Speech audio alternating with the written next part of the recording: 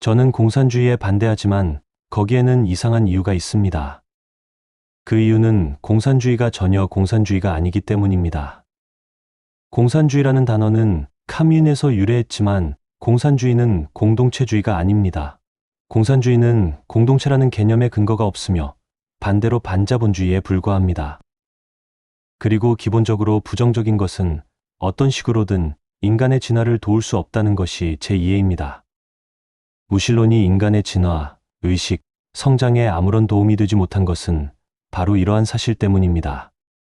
그것은 순전히 부정적인 것일 뿐입니다. 신이 없다고 말하고 전체의 철학을 신이 아닌 것에 대한 믿음에 기초하는 것은 순전히 어리석음입니다. 삶은 긍정적인 무언가가 필요합니다. 사실 부정적인 것을 포함할 수 있을 만한 긍정적인 것이 필요합니다. 매우 강력한 긍정으로 부정적인 것이 흡수될 만한 긍정이 필요합니다. 예수님께서 말씀하시기를 인간은 빵만으로는 살 수 없다고 하셨습니다. 저는 예수님의 의견에 동의할 수 없습니다. 대부분의 인간은 빵만으로 살아왔기 때문입니다. 대부분의 인간은 빵만으로 살아왔습니다. 그분의 함의가 무엇이었는지 알고 있습니다. 저는 그분의 함의에 반대하는 것이 아니라 그분의 말씀에 반대합니다. 그의 함의는 인간에게는 육체 이상의 무언가, 더 높은 초월적인 무언가가 필요하며 그게 없으면 인간은 무의도식하고 진짜로 살아갈 수 없다는 것입니다. 저는 그 함의를 지지하지만 예수님의 말씀으로 충분하지 않습니다. 제가 왜 그 발언을 언급했을까요? 저는 비슷한 발언을 하고 싶지만 엄청난 의미가 있는 발언을 하고 싶습니다. 저는 인간은 부정적인 것만으로는 살 수 없다고 말씀드리고 싶습니다. 그리고 공산주의는 무신론과 같은 부정적인 철학일 뿐입니다. 생각해 보세요. 주변에 아니오 라는 부정적인 것만 있다면 당신은 어떻게 성장할 수 있을까요? 성장에는 예의 계단이 필요합니다.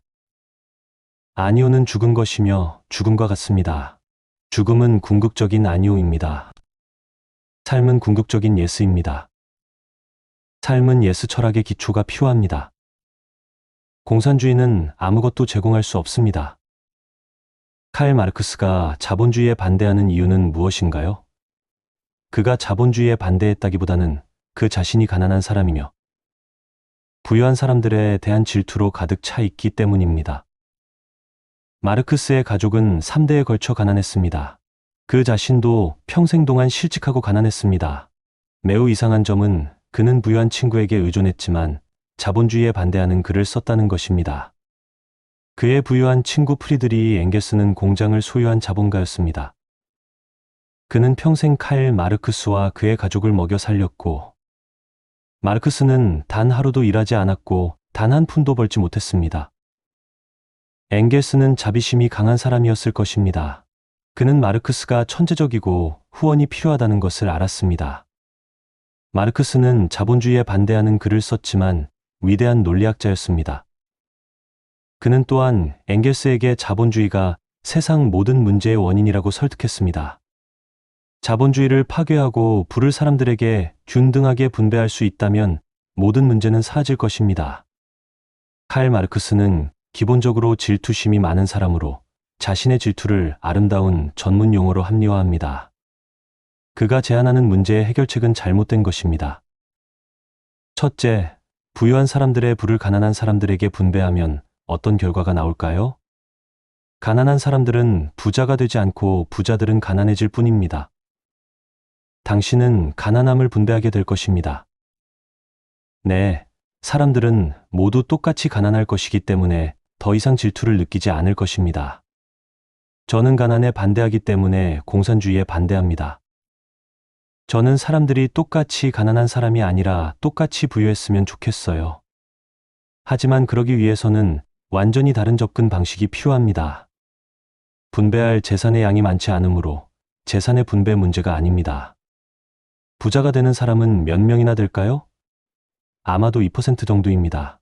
이제 가난한 사람들의 98%에게 분배되는 2%의 부는 마치 설탕 한 숟가락을 바다에 던져 단맛을 내는 것과 같습니다. 불필요하게 설탕 한 숟가락을 잃는 것 뿐입니다. 그것으로 적어도 한 남자에게 차 한 잔을 줄 수도 있었는데, 이제는 그마저도 사라졌습니다. 사람들은 무언가를 얻지는 못하지만 그들은 모두 이 아이디어를 즐길 것입니다. 이제 아무도 차를 마시지 않고 우리는 모두 평등합니다. 그렇지 않았다면 이 남자는 차를 마시고 있고 모두가 질투했을 겁니다. 불을 창조한 사람들은 불을 창조하는데 일정한 재능을 가지고 있습니다. 그들의 재능을 활용해야 하며 모든 사람에게 그 기술을 가르쳐야 합니다. 그들이 불을 창조했다고 해서 벌을 받아서는 안 됩니다. 원주민 사회, 원시 사회, 지구 곳곳에 여전히 몇 조각으로 남아있는 이 사회에서는 아무도 부자가 아닙니다. 물론 질투는 없습니다. 모든 사람은 아무것도 소유하지 않고 모든 사람은 똑같이 아무것도 소유하지 않지만 아무도 불을 생산하지는 않습니다. 사실 불을 창출하는 사람들은 다른 사람들에게도 불을 창출하려는 충동을 일으키고 있습니다. 이 사람들을 파괴하지 말고 이 사람들을 상징으로 사용하세요. 그들은 불을 창출하는 특정 기술을 가지고 있기 때문에 모든 사람이 그 기술을 이용할 수 있고 모든 사람을 교육할 수 있습니다. 대학에서 경제학을 가르치면서 동시에 부자가 되는 기술을 가르친다면 훨씬 더 좋을 것입니다. 경제학을 가르친다고 해서 꼭 부자가 되는 방법을 아는데 도움이 되지 않기 때문입니다. 그들은 대학에서 금메달을 딴 후 사라집니다. 제가 교수였을 때 부총리 중 한 명에게 물었습니다. 금메달리스트들에게 무슨 일이 일어나는지 생각해 본 적이 있나요? 그들은 어디에서나 사회에서 빛을 발해야 합니다. 금메달의 목적은 무엇인가요? 대학 전체에서 1등을 차지했던 한 남자가 사라지고 다시는 소식을 듣지 못합니다. 그에게 무슨 일이 일어날까요? 그것은 단순히 금메달의 빈곤과 모든 교육 시스템의 빈곤을 보여줍니다. 그가 전체 교육 시스템의 정상에 올랐다고 해도 그는 무엇을 얻었나요? 저는 경제학 교수들에게 물었습니다. 당신은 20년 또는 30년 동안 경제학을 가르쳐 왔습니다. 얼마나 부자가 되었나요? 그들은 말했습니다. 그런데 그게 경제학을 가르치는 것과 무슨 상관이 있나요? 저는 경제학은 부자가 되는 과학이어야 합니다. 당신은 가난한 교수일 뿐인데 30년 동안 가르치면서 부를 창출하는 비결을 찾지 못했다면 학생들은 어떠한가요? 그들 중 부자가 된 사람이 있나요? 아니요. 경제학은 그런 것에 대해 신경 쓰지 않습니다. 경제학은 실용적인 삶과는 전혀 관련이 없는 절대적인 이론적 질문에 관심이 있습니다. 마르크스의 사상은 부의 분배입니다. 그 이유는 무엇일까요? 그가 제안하는 이유는 심리적으로 완전히 틀렸습니다. 그가 말하는 근거는 모든 인간은 평등하기 때문이라는 것입니다. 심리적으로 터무니없습니다. 모든 인간에 대해 말하자면 두 개인조차도 평등하지 않은 전 인류는 말이죠. 각 개인은 매우 독특하기 때문에 다른 어떤 개인과도 동등할 수 없습니다. 칼 마르크스는 모든 인간이 평등하다고 말하면서 개인의 고유성을 파괴하고 있습니다. 저는 개인의 고유성을 옹호하기 때문에 그와 그의 철학 전체에 반대합니다. 누군가가 당신보다 우월하고 누군가가 당신보다 열등하다는 말이 아닙니다. 기억하세요. 저는 그저 당신이 누구와도 비교할 수 없다는 말뿐입니다. 당신은 당신이고 다른 하나는 다른 하나입니다. 장미와 연꽃을 비교하는 것이 아니라 두 가지 다른 것이라고 말할 뿐입니다. 서로 다른 두 개체는 둘 다 인간이지만 비교할 수 없는 독특한 개체입니다. 마르크스는 이 어리석은 생각을 제시합니다. 공산주의자, 반공주의자, 모든 사람이 이 생각을 받아들였고, 심지어 자본가들도 모든 사람이 이 생각을 받아들였습니다. 왜 아무도 비판하지 않고 모든 사람이 평등하다는 생각을 받아들였을까요? 매우 인도주의적으로 보인다는 단순한 이유 때문입니다. 세상에, 그 타당성은 논리에 의해 판단되어야 하나요? 아니면 인도주의에 의해 판단되어야 하나요? 그렇다면 인도주의적인 것으로 보이는 모든 거짓말은 받아들여야 합니다. 그리고 모든 인간은 평등하다는 거짓말을 토대로 공산주의의 구조 전체가 수면 위로 떠올랐습니다. 이제 이야기는 매우 간단합니다. 모든 사람이 시인이 될 수도 없고, 모든 사람이 과학자가 될 수도 없으며, 모든 사람이 화가가 될 수도 없습니다. 그리고 모든 사람이 똑같이 된다면 삶의 모든 기쁨을 잃게 됩니다. 기쁨은 그 개인의 독특함에 있습니다. 한 개인은 매우 독특하고 반복될 수 없으며 대체할 수 없기 때문에 한 번 떠나면 영원히 그 자리가 비어 있을 것입니다. 아무도 자신의 자리를 채울 수 없으며 그가 그것을 성취하는 방식은 오직 자신만이 할 수 있습니다. 마르크스는 개인의 존엄성을 통째로 빼앗습니다. 그리고 그것은 교활합니다. 왜냐하면 그는 모든 인간의 평등이라는 개념을 제시하기 때문입니다. 이렇게 아름다운 평등이라는 개념 하에서 그가 당신에게서 빼앗은 것을 알아챌 수 없을 것입니다. 그는 당신을 교체할 수 있는 톱니바퀴에 불과하게 만들었습니다. 그는 자동차를 생산하는 공장에서 당신을 조립 라인에 올려놓았고 같은 자동차가 자동으로 조립됩니다. 헨리 포드는 매 분마다 자동차를 생산합니다. 24시간 동안 매 분마다 조립 라인에서 비슷한 자동차가 나옵니다. 하지만 인간은 조립된 메커니즘이 아니기 때문에 그를 분해하여 다시 조립할 수는 없습니다. 사람의 내부와 모든 것을 청소하고 여기저기 전구 몇 개를 교체하고 나간 퓨즈 몇 개, 느슨해지거나 너무 조여진 너트와 볼트 몇 개를 교체한 다음 새 배터리로 다시 조립할 수 있다면 어떤 면에서 매우 도움이 되었을 것입니다. 간단합니다. 그의 손이 부러진다 해도 문제가 없고 여분의 부품은 항상 준비되어 있습니다. 그는 그냥 아무 작업장에나 가서 손을 바꾸고 새 손을 받습니다. 문제가 없습니다. 또는 손목에 무엇이 내려가고 있는지, 무엇이 올라가고 있는지, 지금 무엇이 필요한지 보여주는 작은 계량기가 제공될 수도 있습니다. 휘발유나 물이 조금 더 필요하거나 기름을 교체해야 한다면 말이죠. 더 간단하겠지만 당신은 인간이 아닐 것이고 로봇이 될 것입니다. 마르크스는 사람들을 평등하게 함으로써 궁극적으로 로봇으로 만들 수밖에 없는 철학을 제안하고 있습니다. 이것이 마르크스 철학의 논리적 결론입니다. 로봇만이 평등할 수 있습니다. 인간의 존엄성은 그의 독특함에 있습니다. 하지만 다시 한번 말씀드리지만 제가 오해받을 가능성이 충분히 있기 때문에 누군가가 당신보다 우월하고 누군가가 당신보다 열등하다고 말하는 것은 아닙니다. 저는 단지 비교의 개념 자체가 무효라는 것을 말하는 것 뿐입니다. 당신은 단지 당신 자신일 뿐이고 저는 당신을 불평등하다고 부를 수 없습니다. 저는 당신을 평등하다고도 부를 수 없습니다. 제 말이 이해가 가시나요? 저는 사람들이 평등하다, 평등하지 않다라고 할 수 없습니다. 그것이 바로 공산주의자들이 저에게 던지고 있는 비판입니다. 제가 사람들이 불평등하다고 말한다고 비판합니다. 그것은 절대적으로 부당합니다. 사람들이 불평등하다는 말이 아니라 그들이 동등하지 않다는 말입니다. 이것은 그들이 불평등한 것이 아니라는 의미입니다. 인간의 비교라는 개념 자체가 무효입니다. 인간은 독특하고 인간은 단순한 사회의 일원이 아니라 사회의 일부입니다. 그는 개인이며 그 자체로 독립적인 전체입니다. 이렇게 생각하면 완전히 명확하게 알 수 있습니다. 누군가 모든 사람이 시를 써야 한다고 말한다면 어떤 사람들이 당신보다 더 나은 시를 쓰고 있더라도 그들의 시는 당신의 시와 동등하게 분배되어야 합니다. 모든 사람은 똑같이 시인이어야 하고 똑같이 음악가여야 합니다. 예후디 메뉴인이 당신과 평등해져야 한다면 불쌍한 예후디는 모든 것을 잃게 되고 당신 역시 아무것도 얻지 못한다는 부조리를 알 수 있습니다. 당신은 예후디 메뉴인이 될 수 없습니다. 예후디 메뉴인은 그와 함께 태어난 특정한 천재성을 가지고 있습니다. 그는 바로 그의 화학, 바로 그의 생리학, 바로 그의 존재에 있습니다.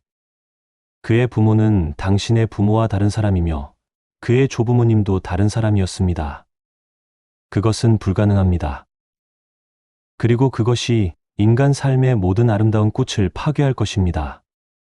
예후디 메뉴인은 그저 자기 자신일 뿐이라고 생각합니다. 다른 누군가가 그의 자질을 가져가고 나누고 분배하는 문제는 있을 수 없습니다. 당신이 이해하지 못하는 것은 이의 예처럼 특정한 재능을 가진 사람들이 있다는 것입니다. 모든 사람이 헨리 포드가 될 수 없고 그럴 필요도 없습니다. 헨리 포드는 충분한 교통량을 창출했고 더 이상의 교통량은 필요하지 않습니다. 헨리 포드가 많으면 그 결과가 어떻게 될지 알고 있나요? 그 결과 걷는 것이 운전하는 것보다 더 빠를 것입니다. 이미 그렇게 되고 있습니다. 뉴욕, 봄베이, 도쿄, 캘커타와 같은 도시에서는 걸어서 10분에서 15분 이내에 이동할 수 있는 거리가 자동차로 1시간이 걸립니다. 헨리 포드가 많으면 지금보다 더 어려운 세상이 될 것입니다. 자연은 매우 깊은 균형 능력을 가지고 있습니다. 미국에서는 로널드 레이건이 대통령이었을 때 수도에서 7만 명의 사람들이 낙태를 불법으로 선언해야 한다고 요구하는 시위가 있었습니다. 레이건 대통령이 캘리포니아 주지사였을 때 이 정치인들 좀 보세요. 캘리포니아에서는 낙태 합법화를 지지하는 운동이 컸기 때문에 그는 낙태 합법화 법안에 서명했습니다. 그는 법안에 서명했지만 나중에 헌법 개정을 원하는 행렬이 시작되었고, 낙태는 종교와 생명에 반하는 것이기 때문에 다시 불법으로 선언되었습니다. 레이건은 이 운동을 지지하는 모든 정통 국민들 때문에 그 시위를 시작했습니다.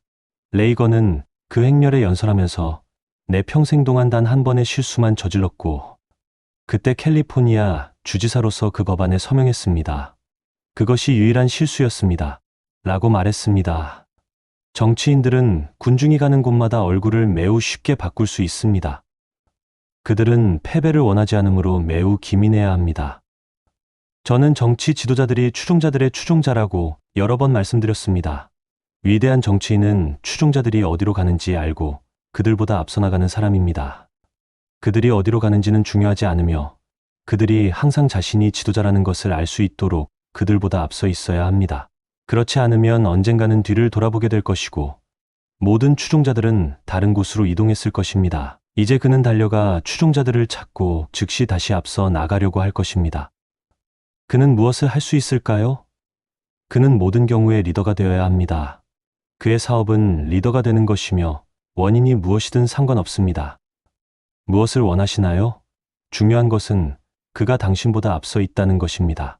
독일에서 공산주의가 어떻게 작용했는지 볼 수 있습니다. 장벽 바로 너머에는 공산주의 세계가 있었습니다. 2차 세계대전으로 파괴된 베를린의 절반은 자유롭고 민주적인 상태로 남아 있었습니다. 그리고 절반은 공산주의자들에게 점령당했습니다. 독립적으로 자유롭고 자본주의적인 상태로 남아있던 절반은 마치 2차 세계대전이 일어나지 않은 것처럼 부유해졌습니다. 자유로운 서베를린에서는 2차 세계대전이 흔적조차 남지 않았는데 사실 전쟁은 모든 낡고 황폐해진 썩은 것들이 끝나고 모든 것을 새롭고 신선하게 할 수 있었기 때문에 좋은 영향을 주었습니다. 서베를린은 전 세계에서 가장 현대적이고 젊고 신선한 도시가 되었습니다. 그리고 다른 쪽 동베를린에서는 2차 세계대전이 어제 막 끝난 것처럼 어둡고 암울했으며 사람들은 황폐한 병영에서 살고 있었습니다. 전체적인 상황을 보면 공산주의가 무엇을 할 수 있고 자본주의가 무엇을 할 수 있는지 명확한 대조가 있었습니다. 공산주의 쪽에서는 새 건물 하나, 새 도로 하나, 공장 하나도, 마철로 하나도 생겨나지 않았습니다. 어떠한 창조도 없었습니다. 네, 그들은 부의 분배를 통해 부자들을 가난하게 만들었습니다. 그리고 가난한 사람들은 다시 부를 창출할 수 있는 능력이 없었습니다. 공산주의는 인간은 평등하다는 잘못된 생각에 기반을 두고 있습니다. 인간은 평등하지 않습니다. 두 번째 아이디어는 중요하지만 마르크스가 말한 것이 아니라 제 해석이 맞습니다. 두 번째 아이디어는 모두에게 평등한 기회라고 말합니다. 모든 사람에게 평등한 기회가 되어야 하지만 모든 사람이 독특하므로 모든 사람은 서로와 다르기 위해 동등한 기회를 사용할 것입니다. 궁극적인 결과는 지금은 상상할 수 없을 정도로 서로 다른 개인이 될 것입니다. 마르크스에 따르면 기회가 균등하다는 것은 그들이 모두 동등하게 부유하고 똑같이 지적이며 똑같이 건강하다는 것을 의미합니다. 당신의 부모님은 제 부모님이 아니었고 여러분의 몸에는 서로 다른 유전자와 프로그램이 있습니다. 이제 유전자를 바꿀 방법도 없고 프로그램과 작은 것들이 차이를 만듭니다. 따라서 기회 균등은 좋은 생각이며 인간적으로 실용적인 범위 내에서 시도해봐야 합니다. 하지만 기회의 완전한 평등을 원한다면 바보가 될 수 있으므로 이에 열광해서는 안 됩니다. 그것은 불가능한 일입니다.